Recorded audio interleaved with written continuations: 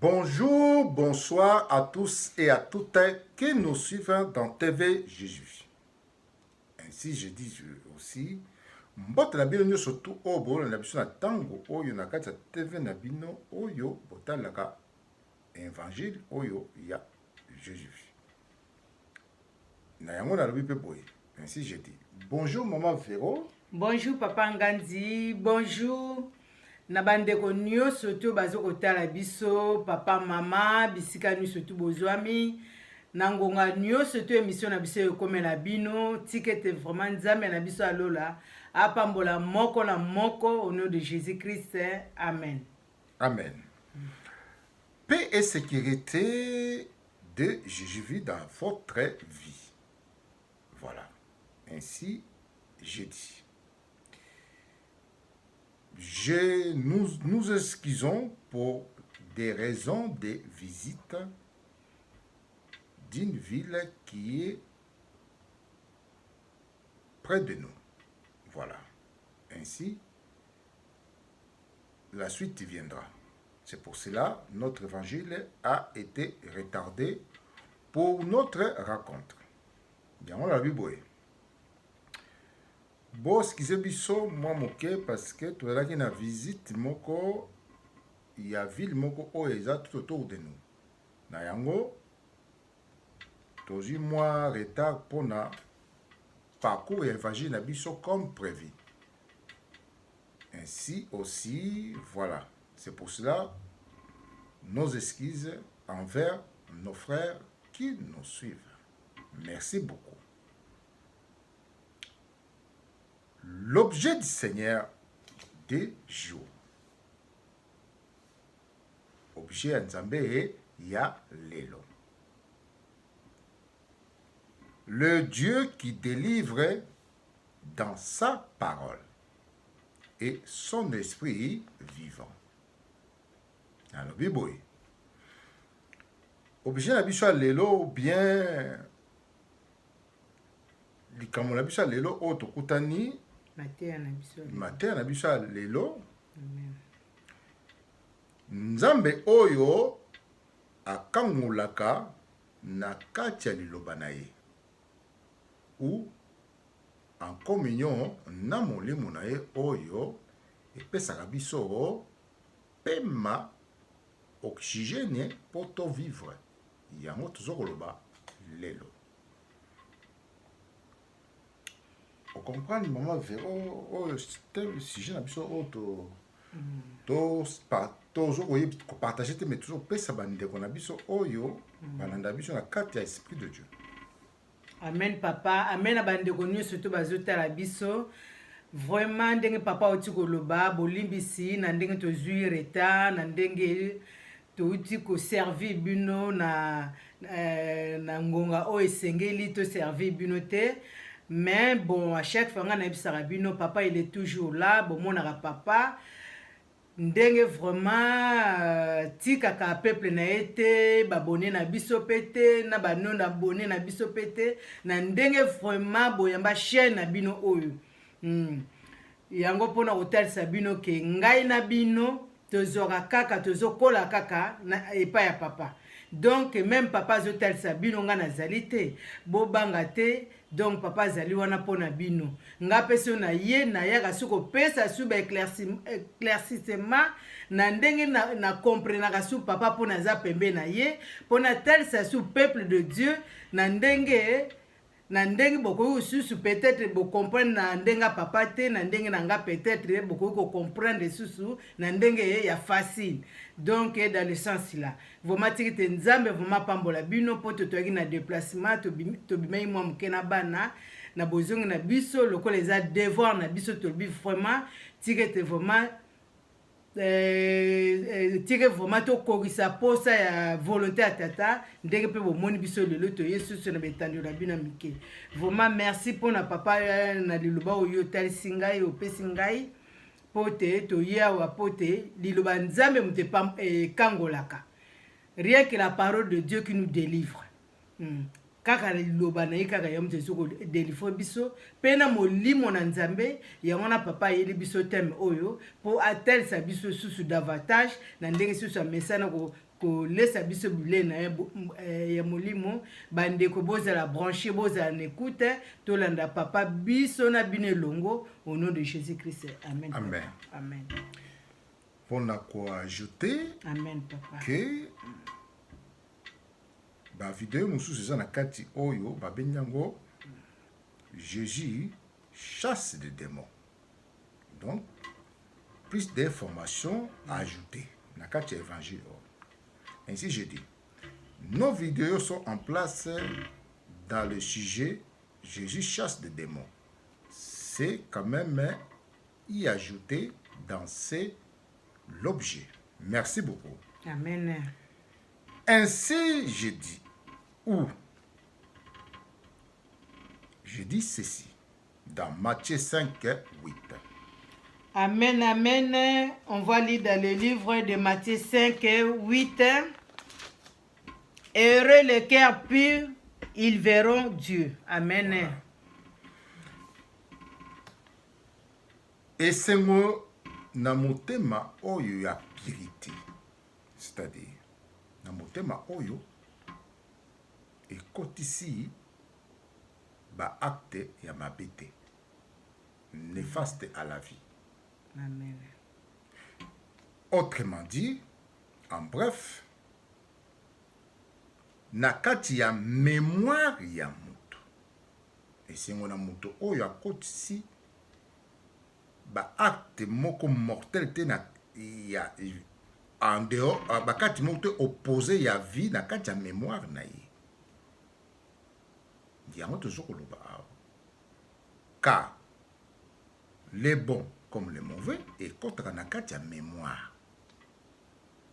Lokola kaka téléphone na moto okangi photo okangi image ou vidéo ekotaka na kati ya mémoire na yo galerie. Etikali. Ata olingo ofasa yango ekokende kaka na effacement. Effacement wana ezaka libanda portable te. Ezaka na kati. Comment coquille pour notre compréhension. Voilà. Au jour du jugement. Opérateur bakola monsenyo surtout ekoteki na kati ya disque dur. Yango toujours koloba. Amen. Il n'y a rien ne s'échappe au jugement dernier. Et lokomoko il s'échappaka te avant au rendre l'âme. Voilà. Point. Concernant le Dieu qui délivre de sa parole, ou dans son esprit qui vivifie. Voilà. Des réalités palpables que nous parlons. Ainsi, j'ai redit. Ésaïe 10, 17, 19. Na yango na lobi boy. Na likambo etangili délivrance. Oyo mutako kozela ya Nzambe. Oyo mutako kozela ya Yesu. Donc, il passera na kati ya liloba na ye ou na en communion avec molimo oyo epesaka souffle de vie. Point. Koma kokiel. Amen. On va lire dans le livre d'Ésaïe 10, 17 à 19. C'est ça, papa? Hein? Oui.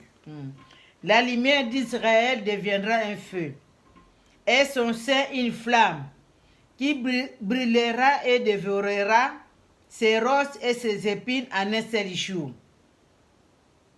La splendeur de la forêt et de son verger, il la consumera, corps et âme.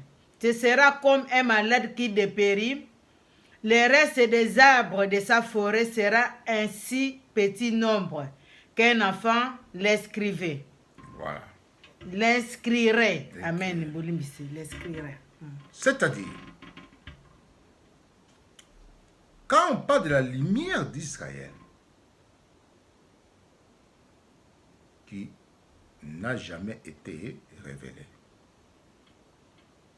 c'est la parole de Dieu, qui est la lumière d'Israël. Cette parole que nous les mettons en pratique, que nous servons, que nous nous instruisons, que nous l'invoquons.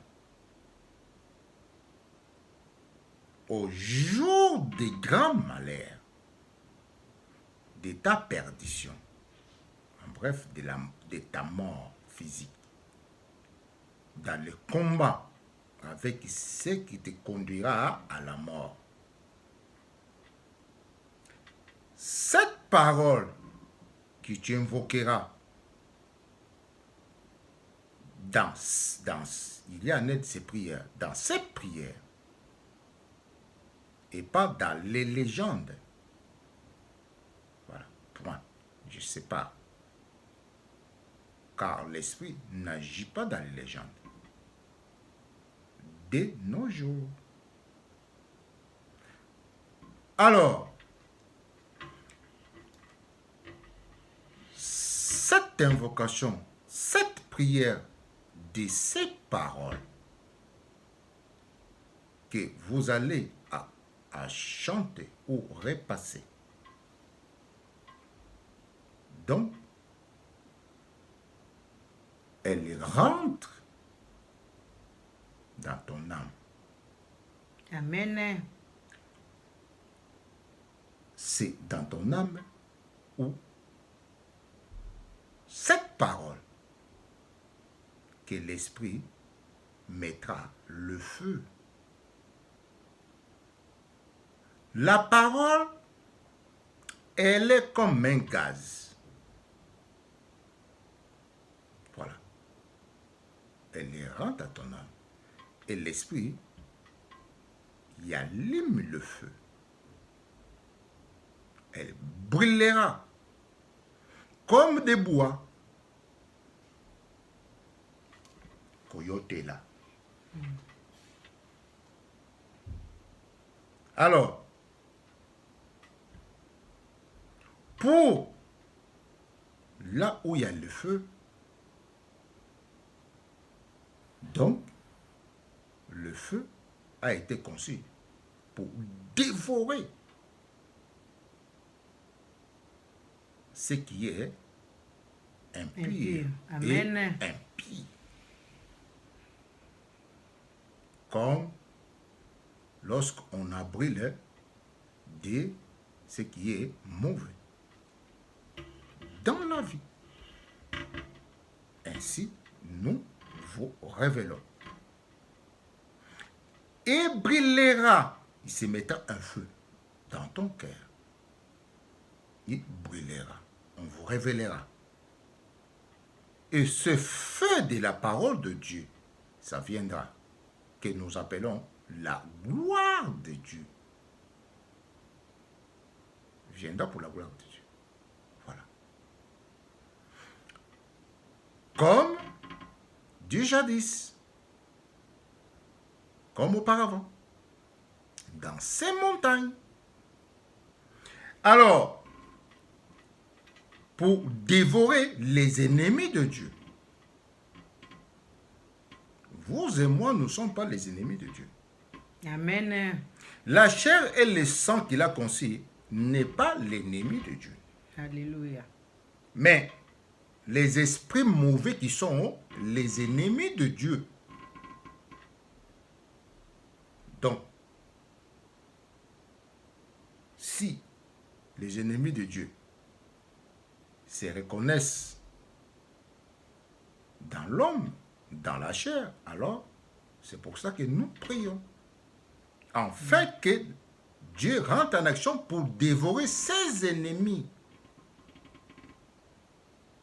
Koma kokiel. Voilà. Du jadis, physiquement. Du jadis, c'était physiquement. Ainsi, les victimes seront comme un malade, comme il est à l'hôpital, en espérant le salut de son être, de ce qu'il conduit à la mort. C'est ça que nous parlons ici. Et dès que les ennemis de Dieu seront dévorés, tu vas te rétablir. Amen. Physiquement. Parce qu'on a éliminé les ennemis de Dieu en vous. Vous en toi. Amen. Ainsi, tu auras le salut libéré de ces esprits dans ton corps De ton âme. qui sont rentrés en toi dans les ténèbres de tes prochains. Donc, c'est ça qu'on appelle les victimes de ces esprits. C'est la raison pour laquelle on vous invite d'être dans la vie de prière. Amen. De Dieu. Afin que les jours mauvais, que cette situation ne devienne pas votre situation. Ainsi est notre travail. Pour que vous ne viviez pas cette situation. Voilà. Donc, en dehors de ces prières, dans sa parole, vous êtes exposé dans cette situation. C'est la raison pour laquelle nous parlons. Amen. Et, en instant, lorsque l'Esprit intervient à ta faveur, donc, c'est là où un enfant est inscrit, enfant de Dieu. Amen. Parce que Dieu est intervenu dans ta vie. Amen. Koma kokiel. Alobi bo lingala. O tozoko lobila mwinda ya Israël. Et ça tout simplement liloba ya Nzambe. Liloba ya ba prophète. Ya ba légendaire te, ya légende en Nzambe te, mais liloba ya ba prophète. Évangile ya ba prophète, enseignement ya ba prophète. Afin que ekomaka moto. Donc epelaka moto par l'esprit qui vous vivifie. Liloba ya lokola gaz. Ya lokola essence. Ekotaka na âme. C'est ekoti na âme, liloba pa moto ekendaka na âme. Ya mona moto so azoloba soko maloba na eza impire. Âme ba juste ko rejeter ngo parce que linga salité wana te. Soki ekoti na âme, na kati ya ba invocation, na kati ya liloba na ye, bozo kosala, na kati ya ba prière, ba liloba na ye, alors l'esprit Nzambe akota en action avec son esprit qui vous vivifie. Ekotia moto na liloba wana. Alors, soko liloba eza te, bo moto ngo ekopela ndenge ni. Amen, papa. Donc, faut tia bakoni, après moto epeli. Yo tia bakoni te siko moto ekopela ni ya bakoko. Moto ya biso, ya babengaka la gloire de Dieu. Epelaka na bakoni. Ya mumuna bakoni. To so bakoni eza te. Ekopela te. Donc, comme moto bakoko wana. Oyo, ya imagination. Ya milimu ya imagination. Comment moto ekopela bakoni eza te. Oya moto bakoko. Donc, oya biso, pour tia bakoni. Bakoni, liloba na ye. Livre des prophètes. Po ewuti na kati ya mulimu na ye, donc eza bakoni. Soko yo tiango na motema na yo. Au jour du mauvais. Donc, ekopela moto. Pour que e dévorer milimu o eza na ko ba eko tia na kati na yo. oyo ezomema sikoyo na liwa okóma lokola moto aza maladi na hôpital nazokufa na ngai okomi kosala batestament après un enfant est né mwana botami mwana na nzambe né de l'esprit de Dieu, c'est ça qu'on vous dit dans Jean 3, 6. Voilà. Un enfant est né parce que intervention divine est salami na kati na yo. Amen. Batumbi milimu mabe. Donc, il veut dire batumbi bakisi. Oh, yo bakoti na kati na yo. Na kati ya ténèbre, ya batu. Oh, yo nzinga na yo. Oh, yo tche confiance. Oh, yo pesi bolingo. Il y a beaucoup à dire. Voilà. Ésaïe 30, 33. Ésaïe 30, 33 nous dit ceci. Le bûcher préparé à l'avance, il est aussi pour les rois. Tout au fond, sur une grande largeur, on a tassé Aaron une grande quantité de bois pour le feu. Le souffle du Seigneur, comme un torrent de soufre, il mettra le feu. Voilà. Yango makambo tolobi. To chaka bakoni, liloba oya bakoni ozoko tia, liloba prophète bakoni. Yosu bakoni yate moto pelandeni. Maman, na pesio na baboke. Amen. Merci papa, merci na bandeko bazotala biso, je pense bozolanda papa. Vraiment papa azalaki clair. D'être outi kotel sabino ke rien que la parole de Dieu qui nous délivre. Donc senge na biso na koliaka liloba oyo. Ndenge mo pe tata lobi asepelaka na ba oyo bazoko lia liloba na ye. Batu bazo demere na kati ya mboka na ye. Liloba na ye yango yo mukili na ye yango oyo to bengi la parole de Dieu. Donc tango yo muto zo lia liloba oyo. Donc eza lokola bakoni oyo yo zo kotisa bakoni ozo ko etase bakoni. Mon na vie na yo. Mon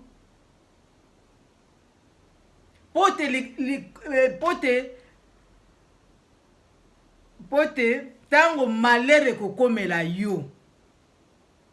Mon donc nzambe na biso lokola ya yebo liaka liloba oyo oso vanisa bakoni kati na yo. Mon na kati ya mutema na yo ye akoya kopelisa moto. Po azikisa nyonso to mabe batia ye kati na yo. Mon azikisa liwa o batia kati na yo. Azikisa ba problème nyonso to yo zaka nango pose ozwaka solution te. Mon mama luka mabota ozwaka mabota te. Mama luka libala ozwaka libala te. Mama bakangi yo quelque part, papa bakangi yo quelque part. Mon bakotisi yo liwa. Mon donc oza na mbeta l'hôpital ozozelaka liwa nde papa uti koloba. Mon omoni ke liwa nange koki osali lettre à testament po yebi ke donc suka nange koki. Mais tangi yo demeraka na loba oyo. Mon tango ozaka na souffle de vie tolobaka. Tango ozo pema, il y a toujours un espoir. Espoir ngo witaka na loba na ye. Place molimo na nzambe ya kopelisa moto azikisa nyonso to bataka tina yo nde totangi na Ésaïe 10 et 17. La lumière d'Israël deviendra un feu. Mon la sagesse akomaka moto à son sein na ba o nyonso to ba nimela loba o ba liaka loba o ba tia foi na ba ona loba o ba invoka ka loba o yende mta ko dévorer yemta ko zikisa nyonso to mabeli wa nyonso to ba tia katina yo poto yo liaka loba o yango so botangi même na ba psaume bo mona ke ba psaume 1. Ce qui plaît à la parole de Dieu. Nous tenons sur toi, c'est pour le bas. Tant que je t'en ai le bas, maman, papa, mon, eza wazarte. Mon, eza wazarte. Donc, aux autres, vendis ça le bas au katinayo. Mon, po te ye moko lo loba oyo ayebi mutema na moko tango malere eyelaka biso ye kaka moto akangolaka biso aya kokangola ame na yo akokangola bademo nyonso to batia ikati na yo po te ozwa délivrance. Délivrance ewutaka kaka na position de maître. Délivrance ewutaka na eloba na ye. Ayo tozoloba boliaka eloba oyo botanga bapisomo oyo bapisomo ntango ozotanga yango ekomi lokola liloba na yo ekomi lokola prière na yo po te ye nde aya kobikisa yo kaka na eloba na ye. Amen papa. Oui. Je pense. Nabakisi boy. Amen. À part le boloba. Po ba oyo baza na ba difficulté ya kotanga. Amen. Wana pena pe tobetela. Alors, amen papa. C'est heureux le cœur pur. Quand il veut Dieu. Amen. Oyebi kotanga te mais motema na yo eza sans souillure et péché. Okimaka mabe. Donc, au pratique la justice, au qui m'a yo mabe. Yango siko place kota, yango sur place kota en action avec foi à la vie. Amen. Voilà. Et équivaut liloba ya Nzambe en chair et en os. Moi, témoin. Amen. Oculaire. Amen. Impur. L'impurité n'est pas affaire de l'Esprit de Dieu. Donc l'impurité est vouée à ses esprits. Donc, ce que j'ai dit, ce qui est choué ne peut recevoir ce qui vient de l'Esprit de Dieu. Rien. Voilà. Ou et on tourne banganga. Baroye bisay. Place ma bandi laka, makamuna ba. Dans les chouilles. Voilà. Je dis ceci pour ceux qui n'ont pas, ils ont les difficultés de lire. D'abord, heureux le cœur pur. Il pratique la justice dans son cœur. Il s'éloigne de tout ce qui est extraterrestre, voilà. Donc l'esprit à la foi à la vie équivaut la parole de Dieu, car l'esprit intervient et sa sagesse. Point. Exemple. Amen. Invoquer toute prière de sa parole. Dans le bon. Et Seigneur Nabiso t'ont invoqué ba prière et le banaye, c'est-à-dire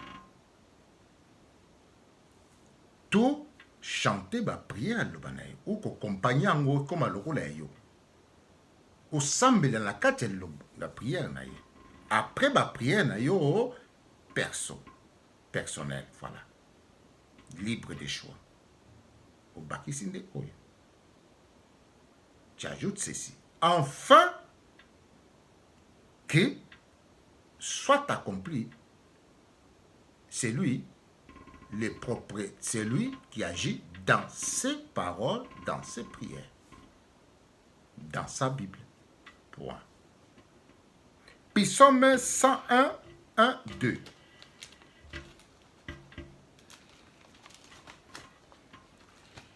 Non, pardon, on commence d'abord. Matthieu 26, 30. Matthieu 26, 30. Matthieu 26, 30. Après avoir chanté les psaumes, il sortit pour aller au mont des Oliviers. Alors Jésus... Amen. 30 seulement. Voilà, 30 seulement. Okay, ça concerne Jésus. Jésus, après d'avoir chanté des psaumes, donc il priait aussi personnellement. Mais ici, il est monté dans la montagne, vous pouvez lire les récits, vous allez voir. Après d'avoir prié des psaumes, c'est-à-dire chanter des psaumes, donc il dit prier au-dessus des psaumes.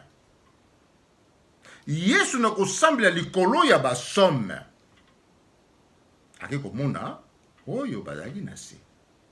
Donc bakosambela ne mpe normal comme tout le monde, mais akobakisa oyo performance ya prière.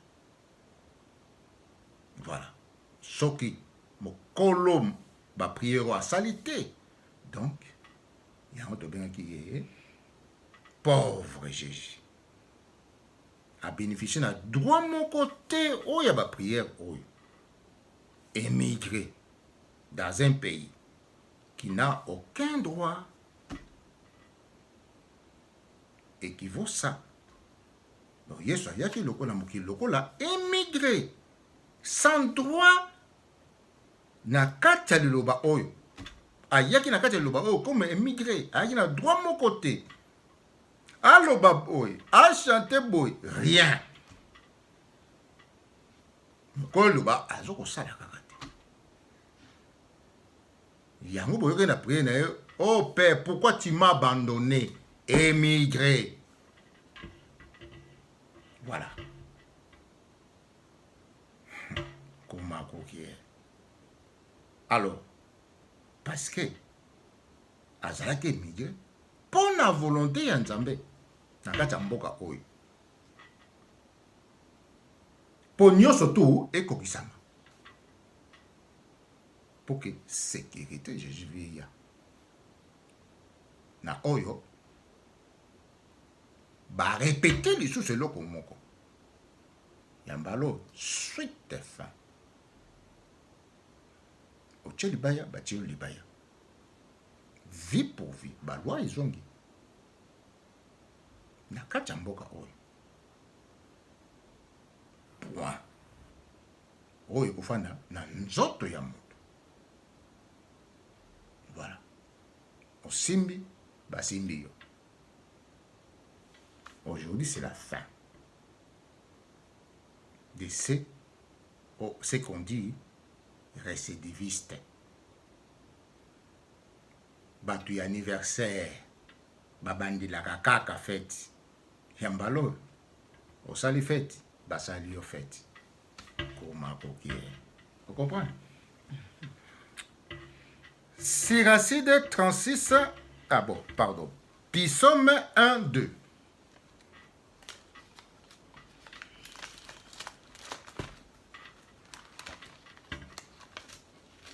Psaume 1, 2. 101, 1, 2. Amen. Psaume 101, 1, 2.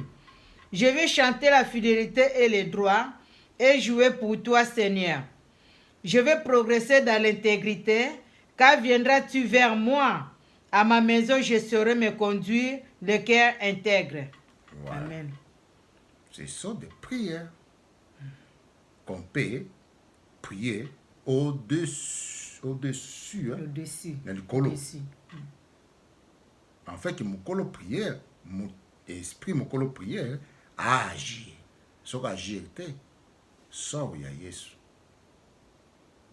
Il y a un autre. Mais là, les lots, ils ont les sous-sautés. Et là, nous sommes à temps. Il y a un temps de péché.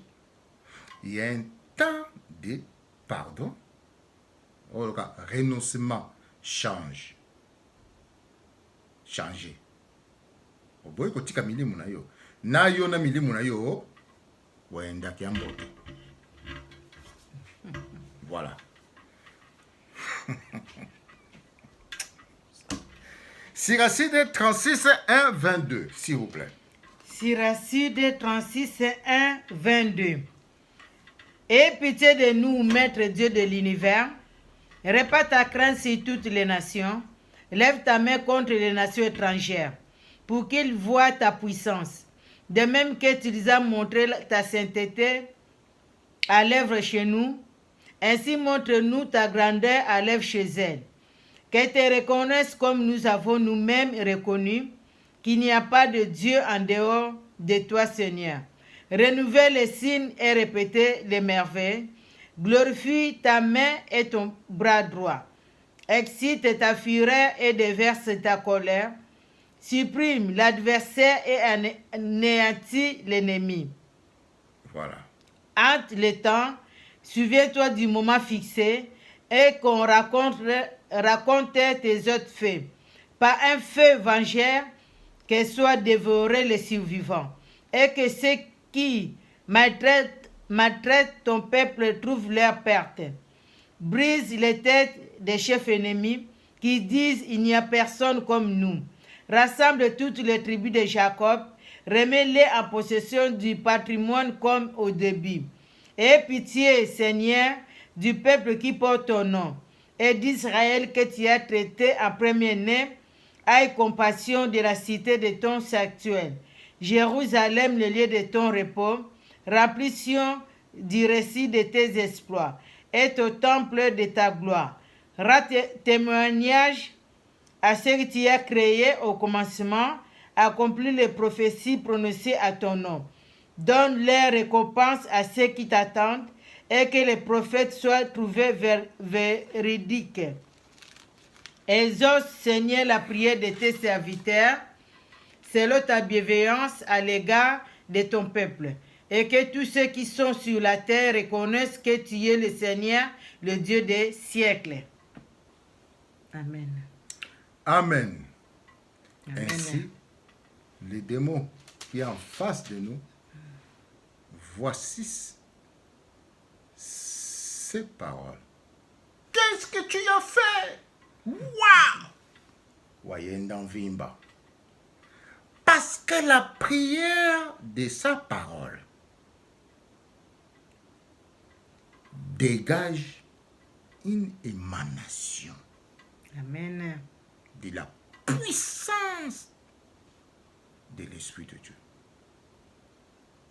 Voilà. Cette puissance de l'Esprit de Dieu, comme on mettait, vous voyez, dans les eaux que nous avons contemplées, les eaux des monts blancs, comme on mettait une pierre, comme on jetait une pierre, qu'est-ce que fait? Cette puissance-là, ça disperse.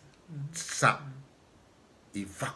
Donc, il pousse tout ce qui est auprès de toi. Alors, les démons qui sont en face de toi.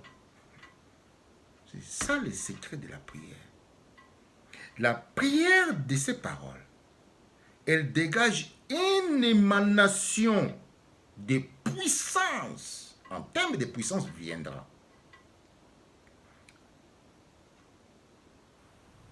Au sujet des esprits mauvais, nous avons que. Donc, c'est action. Ne pas faire des paroles. Ça viendra. C'est vraiment l'action. Sans action, il n'y a rien. Même si vous multipliez vos paroles, si la puissance de l'esprit n'agit pas, il n'y a rien. C'est vraiment des tintins. Voilà. Dans le Bible. Dans les Cambotali, prière. Donc, efficacité à prière, ils ont la katamuli munanzambe. Amen. Ils ont malobate.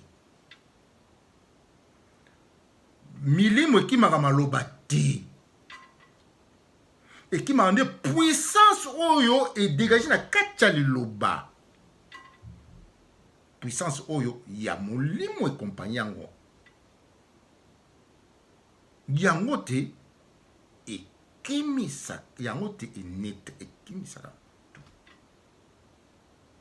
Avec maloba na yo, maloba ça,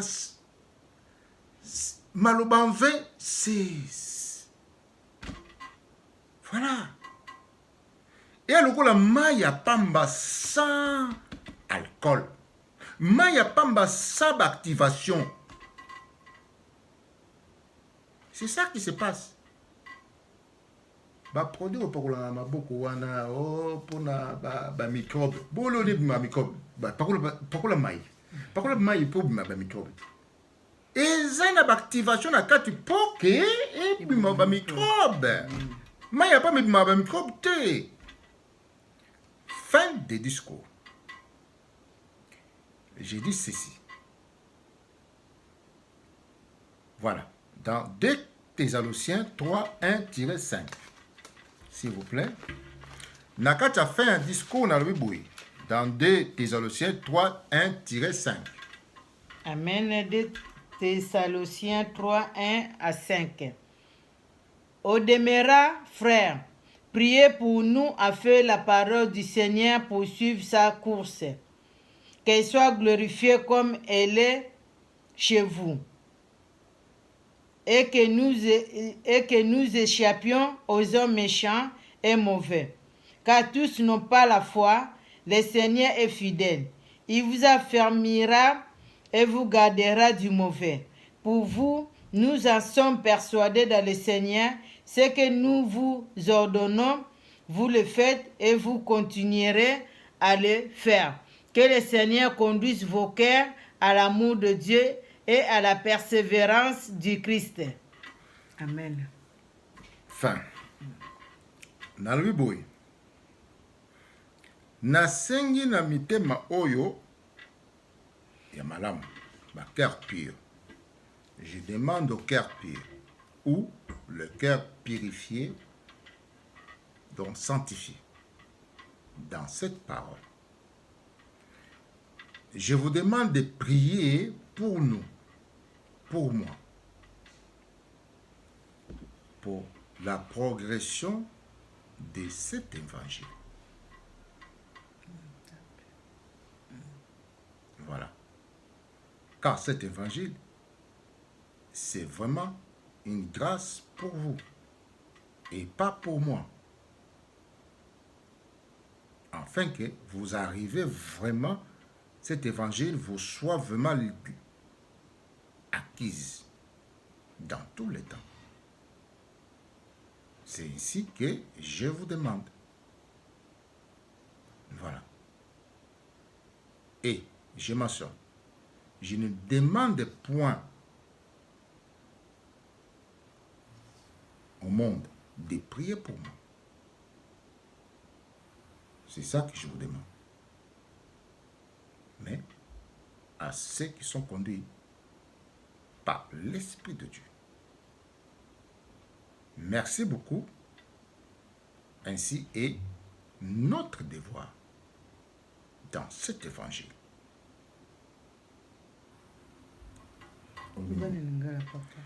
Na lobi na lingala nasengi na mitema nyonso oyo ezali motema ya molimo na Nzambe. Ils se reconnaissent. Oyo motema mokili te. Bango nde bakosambela mpo na évangile oyo tozo kotransmettre bino. Afin que évangile oyo ezala vraiment na possession na bino. Ezala vraiment bozwango vraiment totalement pour progresser pour na bandeko na biso nyonso to o ba na kati ignorance yango tosengi bino. Voilà. Donc ainsi yango oyo pona lelo toyili bino. Parce que na kati ya Matthieu 5:8 motema wana nde yango te eko na kati ya prière nango eko émané, qui veut dire ekozala accompagné na puissance ya molimo na Nzambe. En défaut il y a puissance ya molimo na Nzambe, donc ça ne sert à rien. Tant on a besoin de. Il y a le col à fusée et traverser la mokilité et tirer le canard à mokili. Oh, notre Dieu est aux cieux. Merci à tous et à toutes qui nous a suivis dans cet évangile. Prochainement, nous sommes à vous. Et maman Olobinini, pour te clôturer, on a ici. Amen, amen bandeko nyonso, je pense bolandi papa bolandi pe biso dès le début na nde tokomi na suka. Merci papa. So na landi papa bandeko nde tozotalisa bino nde touti oloba kaka na Matthieu 5:8. Esenge na biso bandeko vraiment papa mama ya kobatelaka mutema. Parce que mutema na biso yango nde mutu ezokomema biso pembe na papa. Mo na kokima vraiment mabe. O tomoni penza eza vraiment conforme na lilo eza vraiment conforme na liloba te totia vraiment musika. To batela mutema na biso po mutema na biso etegali bomoi na biso. Po bomoi na biso soko eza propre. Yango nde ko compagnie biso pembeni ya papa. Mon na tango tozotanga liloba oyo pe zozwa esika ya kovanda. Mon parce que mutema no soko eza propriété ato zotanga liloba oyo donc ozosana eloko moko te. Mon esengena na mutu kolongola nanu oyo nyonso to mabe kotia pembeni po te kotia musika na plutôt po te liloba oyo ezwa esika eya kovanda. Yango à chaque fois total sarabino kaka errer le cœur pur quand il verra Dieu. Donc nzambe na biso avanda kaka na mutema place propriété va ezali asangana kana mabete. Mon nde papa o total sa biso wa tokoko sala ba prière na biso. Même ba prière peut tozo sala biso moto yeba nini tokoko senga epa ya papa. Tozala ba prière moko en vete. O nzambe pesanga boyo na zangi bloka kolia o nzambe do ba prière moko en vete. Mais tozala ba prière moko oyo kokopani biso na liloba na ye po te molimo wa papa eya kovanda vraiment ezala eya kovanda kati na biso. Mon plutôt vraiment kosenga vraiment ke molimo na tata mon zalaka tango nyonso to a communion na bomoto nanga kati. Mon papa pesa nga dose ya esprit na yo mon na kati ya bomoto nanga kati ke bomoto nanga kati ezalaka toujours à communier avec ton esprit. Tango ozotanga liloba oyo même ata oyobi kotanga te me belelaka molimo na tata eyaka kosanganaka na ami na yo na mutu akati po te mutu akati ye nde mutu aza na communion avec molimo na nzambe.